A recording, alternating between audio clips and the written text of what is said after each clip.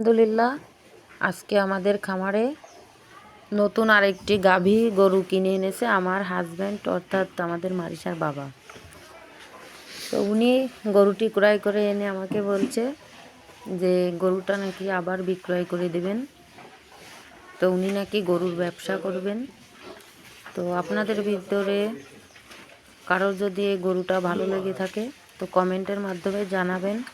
যদি কারোর ভালো লাগে, কেউ যদি ক্রয় করতে চান তো কমেন্টের মাধ্যমে আমাদের সাথে যোগাযোগ করতে পারেন।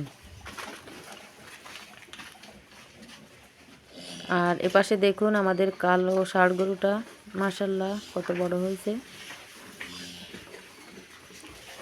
তো গরুটা কিন্তু আল্লাহ দিলে অনেক লক্ষ্মী আছে।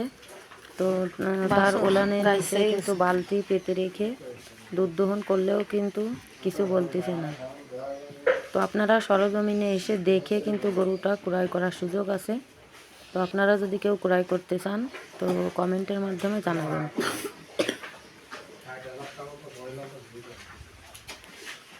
আর পাশে দেখুন আমার সেই শখের গাভীটা।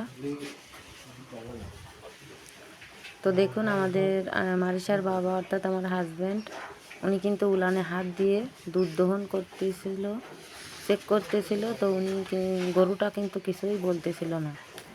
দেখুন আমি কিন্তু হাত দিয়ে চেপে চেপে বাট থেকে দুধ বের করতেছি। তো গরুটা কিন্তু আসলে খুবই লক্ষ্মী, কিছুই কিন্তু বলতেছে।